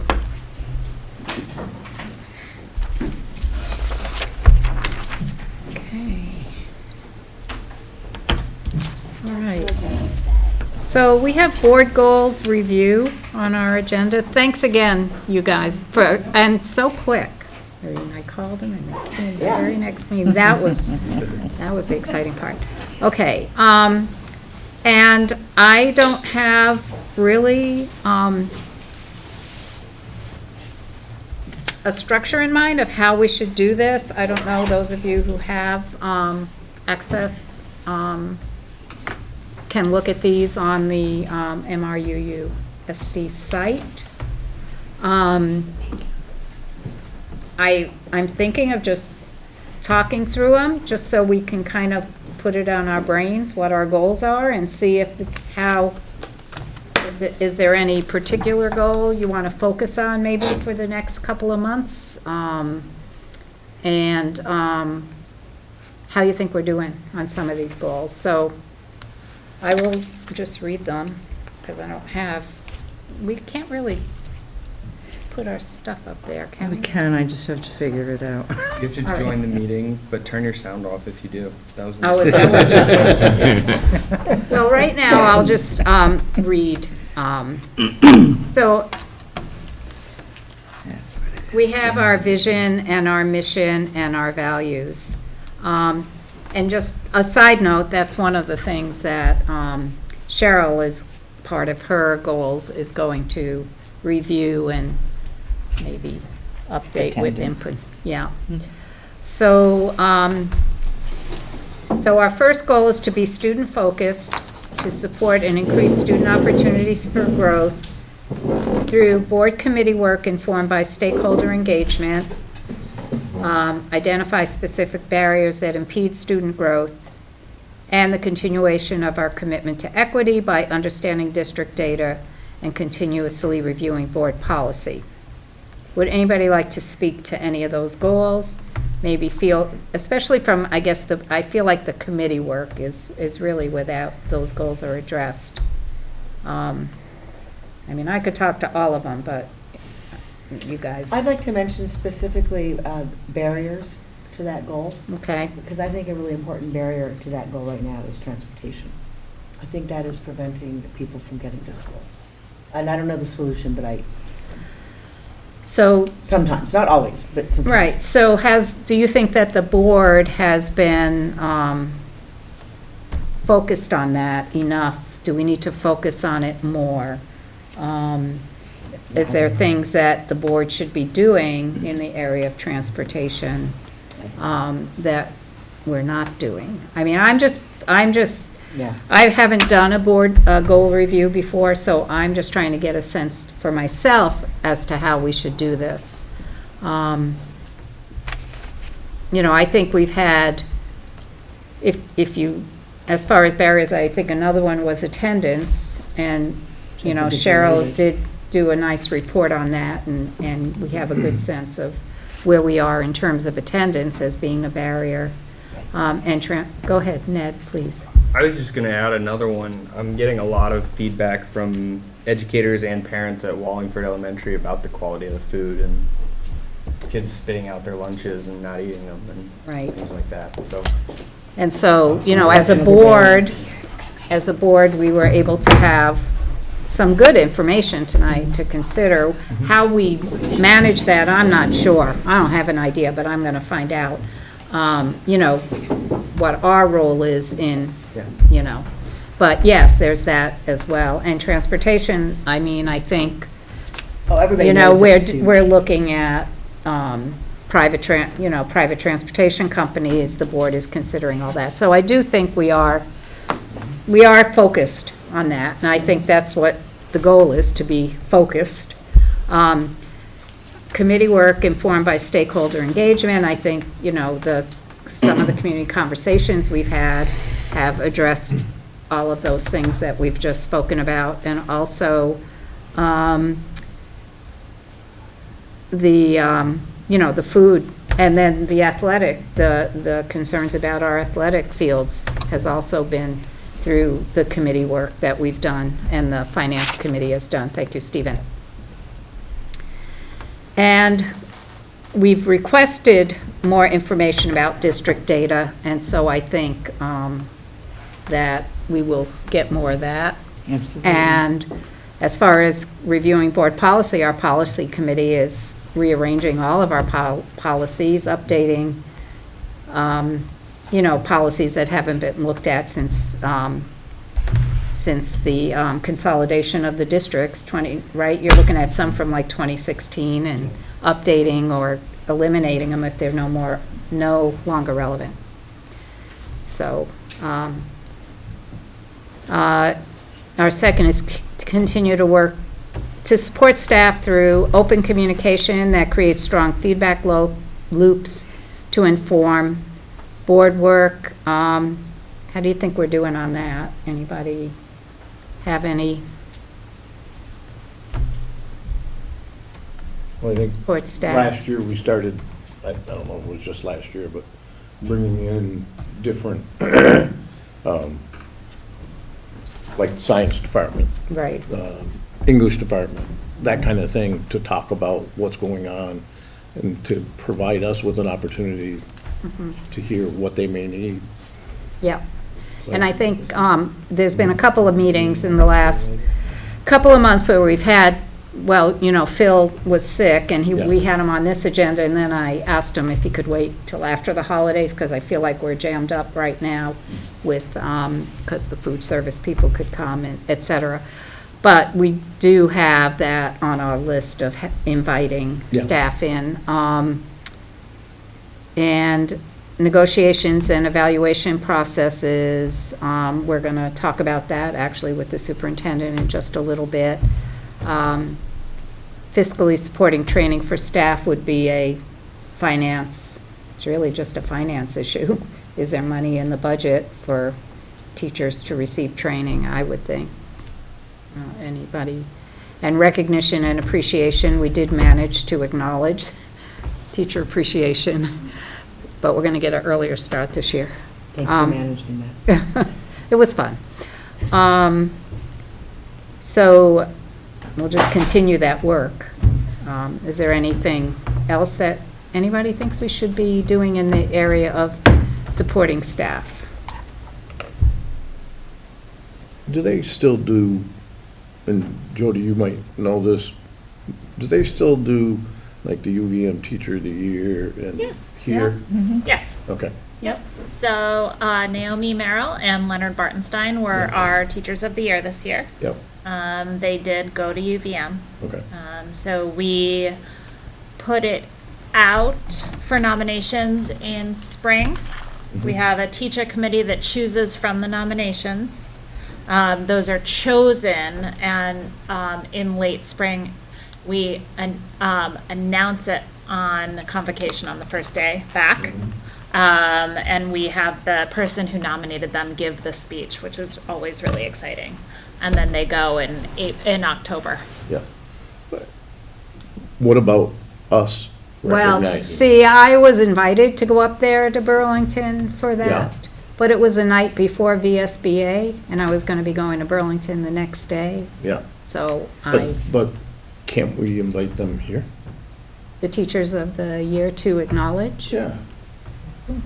Yeah, I might have I mean, it sent doesn't have to be a big cards. deal, I might but. have sent them cards. Hmm? I think I sent them congratulations. Yeah. Yes, you did. You gave them to me to put in their mailboxes. I did do that. Yes. So we did Pass them acknowledge, around for signatures. yeah, I passed them around, everybody signed. Okay. Okay, phew.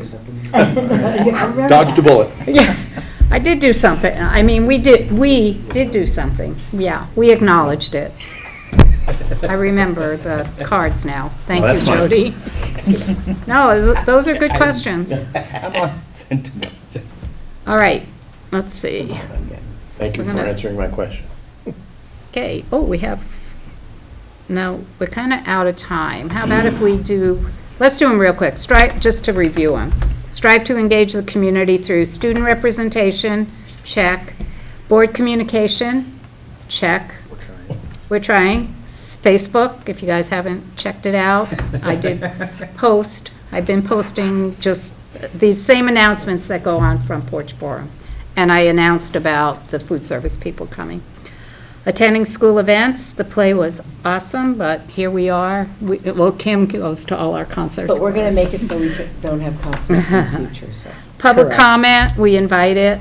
You know, we've had good turnout for some of our community conversations, so that's been good, and community conversations. And then support safe and orderly facilities through board committee work, informed by stakeholders, and review of facilities plans. And keep community informed about the state of the facilities. And we did talk about that. Stephen, he was on. Are you still on, Stephen? We did talk about, doing kind of a facilities newsletter update. So, all right, I think we are focused on our goals as I go through those. Does anybody not feel that way based on?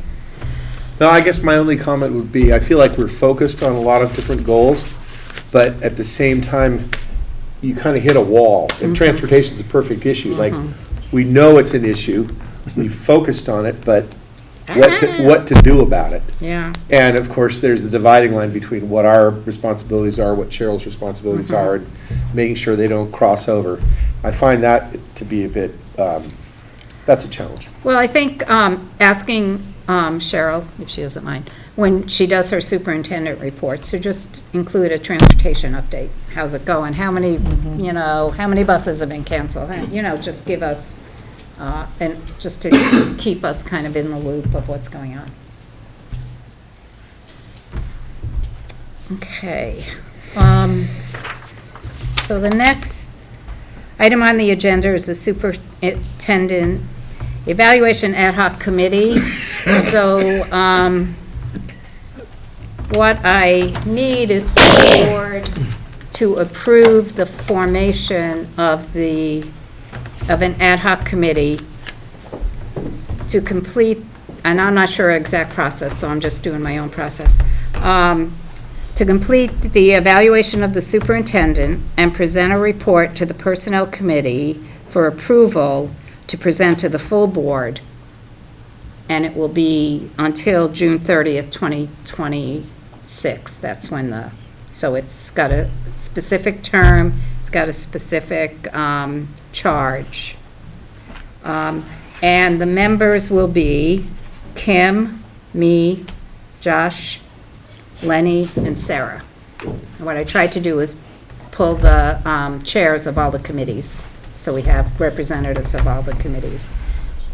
I move that we put together an ad hoc committee consisting of the chairs of the standing committees for evaluation of the superintendent. Okay, is there a second? I'll second it. Okay, any discussion? I would just like to say, any board member is welcome when we have those meetings. So- How often? Well, that's, Is the estimate? once it's approved, we'll figure that out. We'll have our first meeting, and then we'll figure out the rest. Okay? Any other questions or comments? No, it's right up on the. All in favor? Okay, we have a 2/3 majority, so we're good. Okay. Thank you, guys. Now the work begins. Okay, we're up to committee reports. Personnel. Yes. And I apologize for my coughing and hacking over here. Yes, we had some, we did meet tonight, and we have some contract information to present to the full board. First is a resignation. So I'd like, Kayla Griswold, a special education paraeducator, is resigning. So I need a motion to accept that resignation. I move that we accept that resignation. Okay? And that's all we need. That's all we need, because, That's all we need, because we don't need a second, because it already went through the committee. yep. So, all those in favor? What's the option? Okay.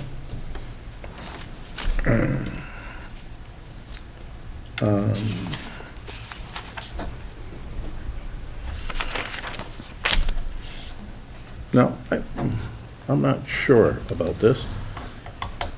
Why don't we save that one for the executive session? Are you talking about Yeah. the others? Both of them? Yes, Both of them. yes, Okay, that's fine. right? Yeah, That's, okay. yeah.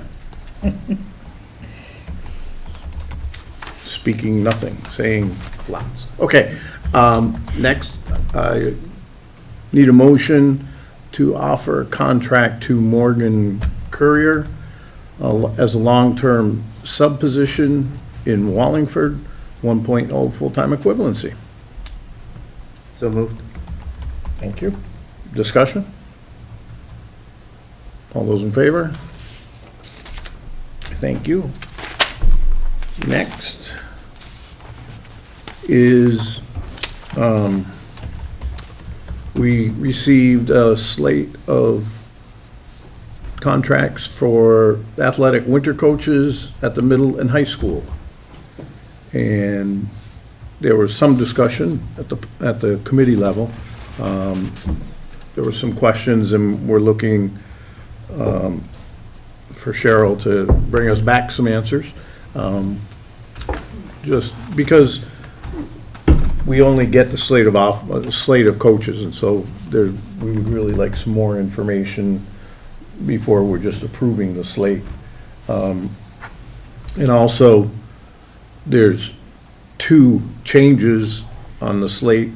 One is the last person on the second page, Kayla, it says Booty, and it should be Boudry, because that's how it was spelled on the first page. And then 5th and 6th boys basketball head coach, believe it's supposed to be Tori Filskoff. So with those two changes, I would entertain a motion to accept the slate of coaches. Could I ask a clarifying question? Absolutely. What was the name of the person who just resigned from the paraeducator position? Griswold. Okay, wasn't, okay. Yeah. Okay, so a motion? I'll make a motion that we accept the slate of coaches with those changes. Thank you. Any other discussion?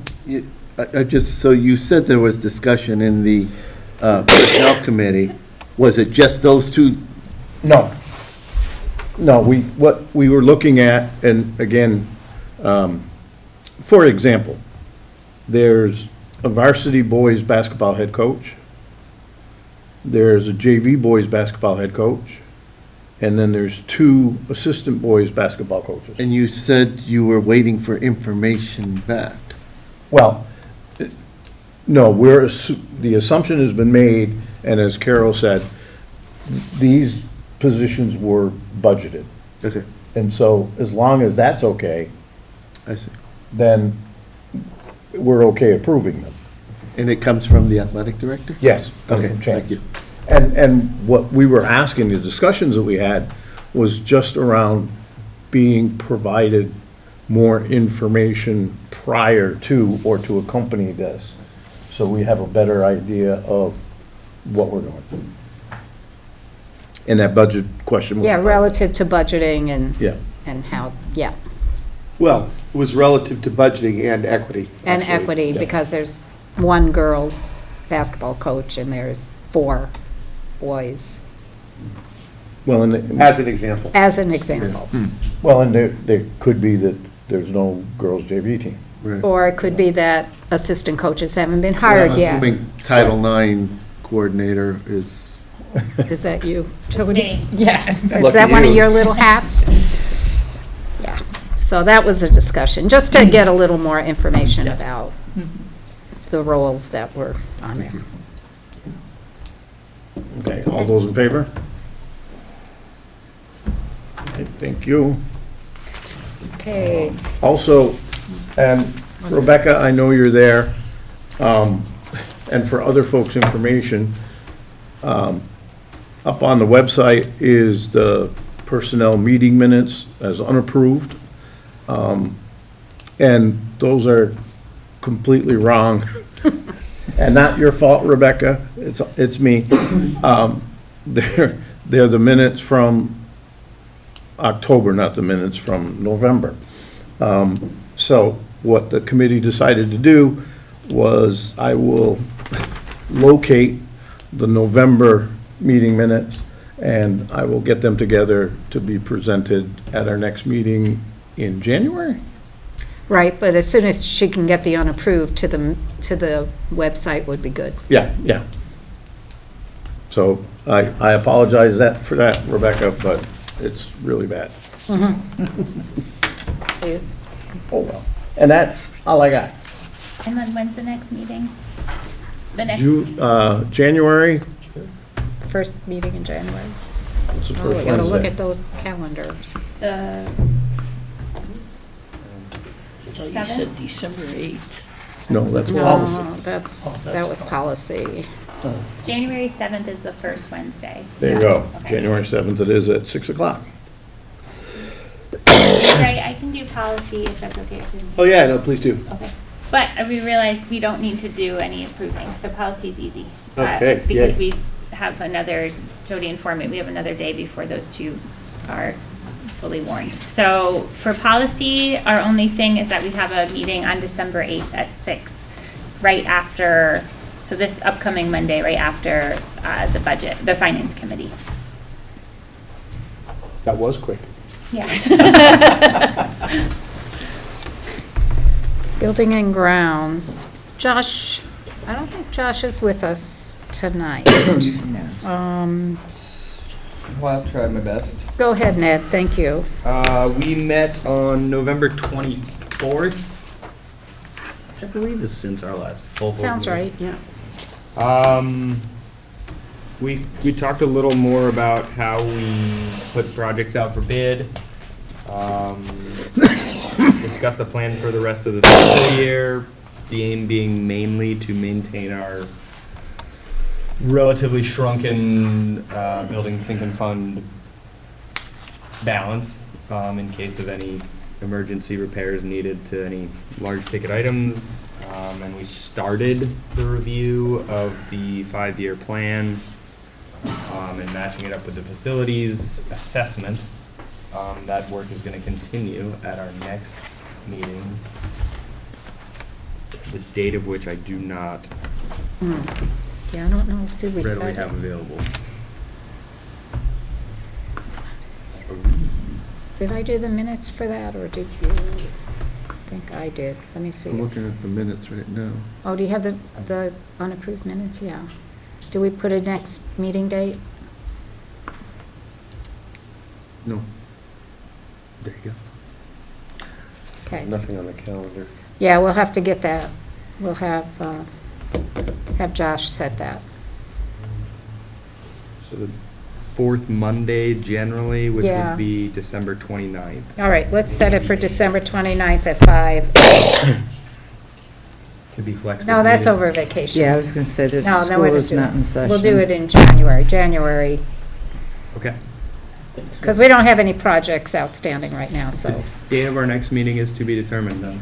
Or what's the fourth Monday in January, if you have your calendar pulled up? I closed it. 26th. Thank you. Okay, so we'll say January 26th at 5 o'clock tentatively. You know, I'll just raise it, do we want to wait that long to have that meeting? That's 2 months from now. For building and grounds? Yeah. Oh, it's only, yeah, because we don't have any money and we don't have any requests for projects, so. Well, when you put it like that, Carol. Not that we don't have any money, I mean. And you can we'll always send- call a meeting. We're intentionally aiming to not spend any much more of that budget. Yeah, and there's enough projects for Tim to oversee, like, right, if you look out at our parking lot right now, we're getting a sinkhole fixed. And so if Tim needs approval, he can come directly to a board meeting. He doesn't have to go through the committee. And as far as planning, we need to wait till the budget decisions are made anyway for what kind of carryover we're going to put into that fund. So we're good. Okay. We don't need to meet. I don't think. What do you think, Ned? And who else is on that committee? Stephen. Stephen, you good with that, Stephen? Waiting? I mean, I'm gonna probably be busy. Well, yeah, that's the other. But the other thing that we do need to do soon in Buildings and Grounds is come up with kind of a list of prioritized major projects for the upcoming year, for when we do have money after town meeting day. Right. Right. So end of January that'd be fine to do that, I think. But if we decide we need to meet sooner, we'll just Make it happen. make it happen. Exactly. We'll warn it and we'll do it. All right, and now, the star of the show, finance. Oh. I thought that was gonna cut to somebody else, Carol. You're the star. Is the governor on this call? Oh, I forgot community engagement, but will you? I'll start with the payroll warrants here. November 21st in the amount of $703,662.41. December 1st in the amount of $8,211.40 for a total of $711,873.81. I'll make a motion to accept the payroll warrants. Have a second? I'll second. Gray, seconded. Any discussion? All in favor? All right, thank you. And for accounts payable warrants, general fund in the amount of $91,616.09. General fund in the amount of $5,975.77. Food service in the amount of $3,380.02. After school program in the amount of $1,410.05. For a total there of $102,381.93. And it looks like no student activities for this period. I'll make a motion to accept these accounts payable warrants. Do we have a second? Ned? All right, any discussion? Jody, will you pass those to Kim? All in favor?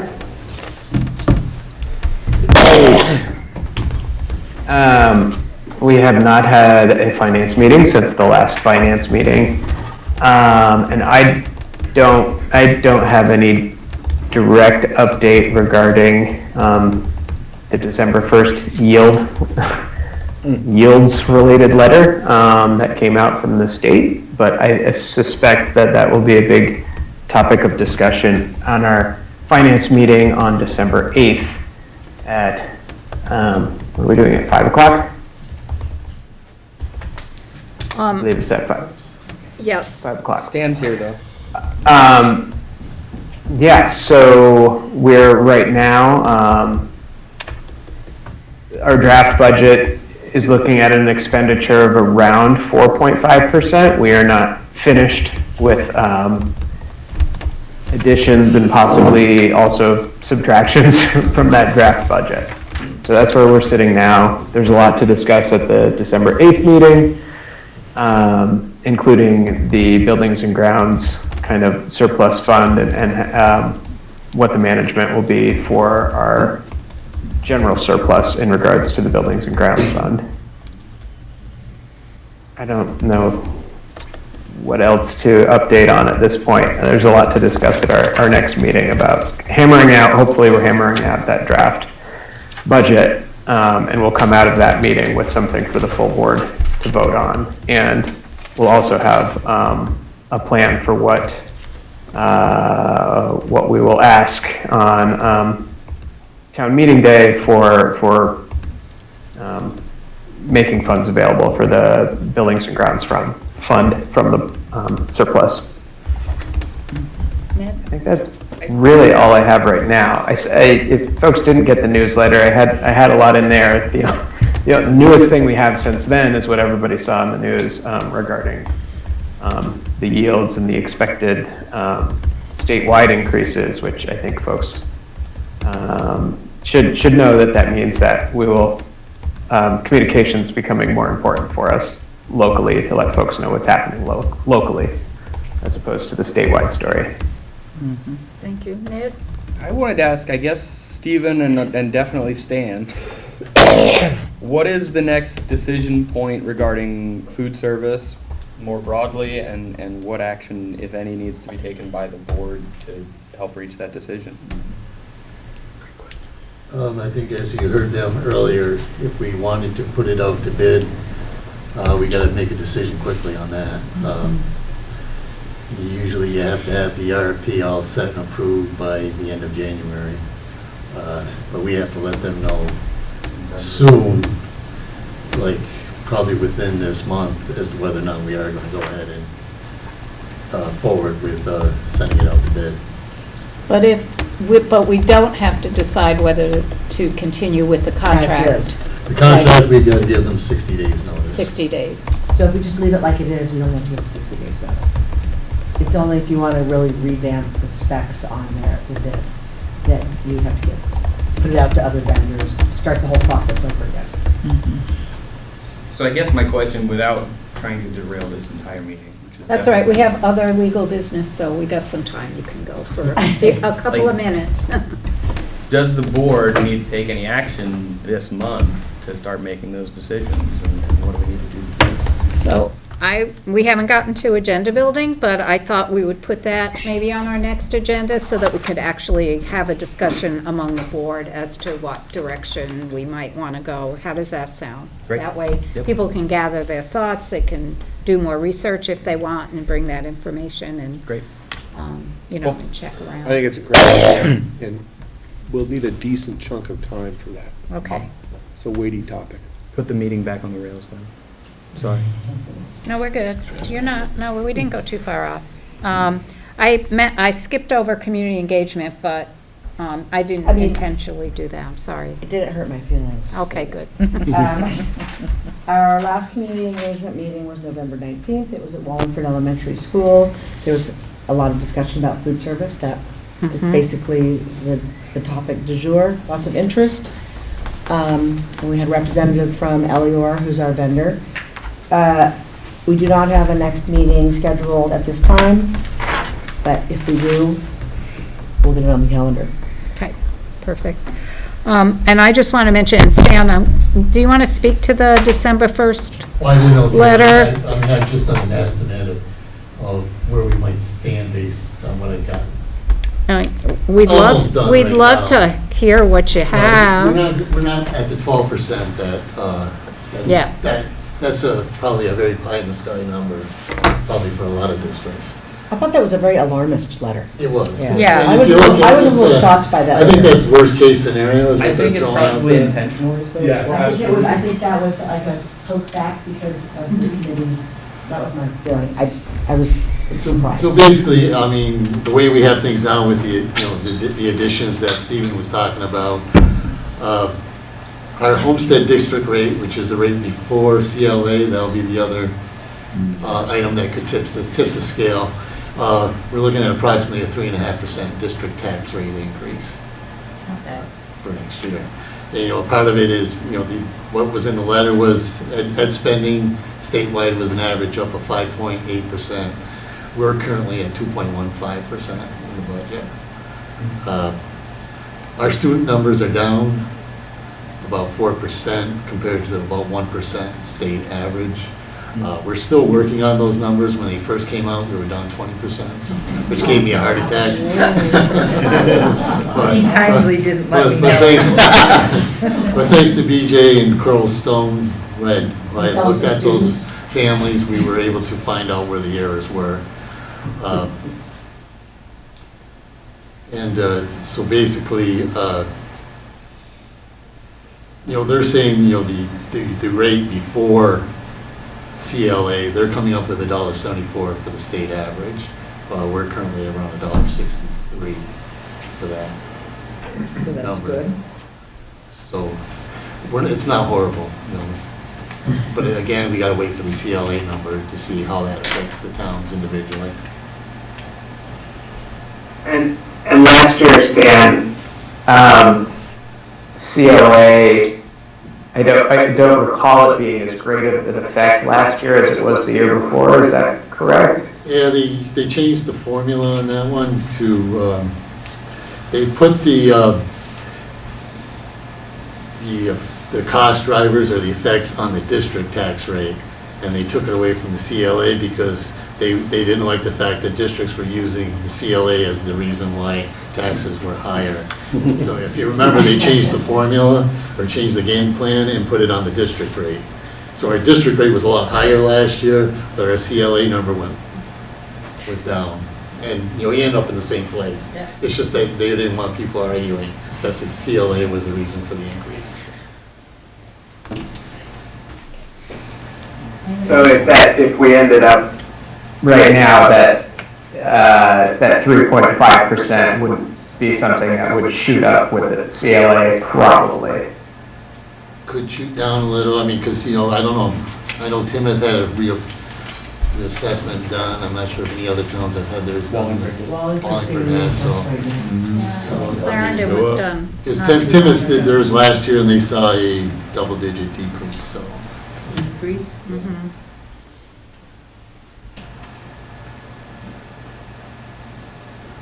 And then if anybody's interested, there is a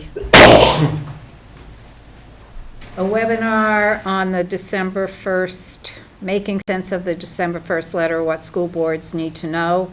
It's through VSBA. It was in the weekly newsletter.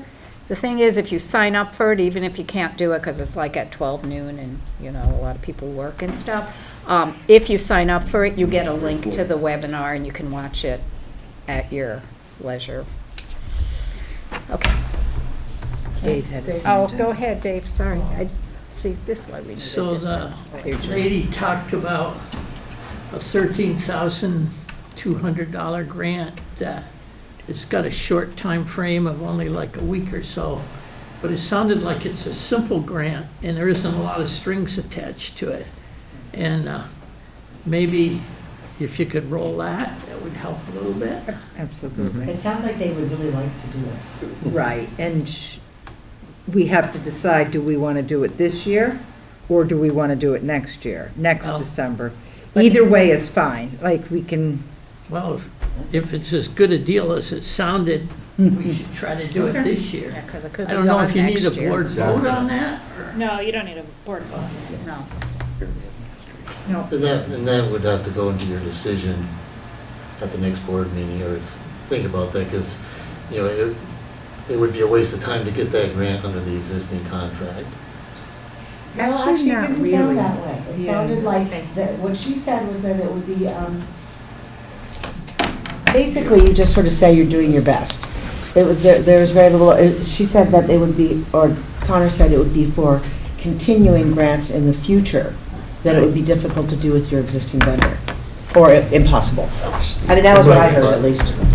Right, but there's still, they're, you know, the vendor, you gotta get the food service management company to cooperate with. There's still tracking involved. You gotta prove that you're purchasing locally. Right. So, I mean, it's not a, Well, they can just deny it. There's the paperwork and they So- just deny it. Not to be argumentative, but the way they described it, and I'm just going Yeah. on memory here, this one-time baseline grant, Yeah. there was no reporting requirement, there Yeah. were no strings attached. Now, you know, you know better, but they made it sound like you can get the money and just, that's, The and you one-time. It's you just say in to- your grant that you're moving towards, You're thinking Improving about Buying your meals local. program. yeah. thinking You about don't it. even have to say buy local, just, we're using it to improve our meals program. That was the, and he said that basically. That's all you need to say. He said But Stan subsequent- knows. no, they might have changed when that first initially came out. He said it was, they said it was much So the point being, easier. if we understand what they said tonight correctly, that would be something to grab. if we And could. they said that a few When it times. first came Yeah. out 2 years ago. I No know. penalty if you're trying to get there. Sounded a lot like free money to me. I Yeah, mean, they. we'll go back Well, and listen. We'd want to know for sure, maybe one I'm way or the wrong. other, before Although, we to be did. fair, he did say that subsequent year grants Yes, we would would be not. The whole different. almost impossible with our current food service arrangement. But this one didn't, there was. It didn't matter, yeah, so, It's just, it's tough to get, because this is a huge company, so that was the issue with the paperwork. Yeah. Administrative We will work tracking. on that tomorrow. okay. Take a show. Thank you. Follow up. If it's not as it sounds, as many things are, then fine. We'll leave, you guys can report back to us what you found out about it. Okay? I did hear it too, it was like free $13,000 for Yeah. 1 year. Our ears all perked up. Yes, they did. So agenda building for the next meeting, I have, is next meeting draft budget? You're going to have a draft budget for the meeting on the 17th, I think is the date, right? To present to the board, or yes or no? Yes, I hope that we come out of that meeting with that, yes. Okay, so we'll have that on. Food service, and we'll allot a chunk of time to that. Student rep, Addie couldn't be here tonight, she'd like to come to the next meeting. And then I had building and grounds with question marks, but since they're not gonna meet, before then, we don't need to do anything there. Anybody else with any, I was thinking of a school presentation, it was before Christmas, I don't want to ask anybody to have to prepare something to come talk to us, so I was trying to keep it Yeah. simple. Phil's is completed, just so you know. So maybe the first And meeting. we'd have to do him the first meeting in January, because he's going to be busy after that, too. Okay, all right, so we'll, Like remind me Stephen. of that. We'll do that. So the Wallingford presentation, and I mean, I think we'll do it here, or We can, yeah. do you guys want to, by consensus, go back to Wallingford? I think we can do it here, and that, everybody. Okay, Phil will present to us at our next, at our first meeting in January. Wallingford is too cold. Yeah. Oh, my God, it was so cold.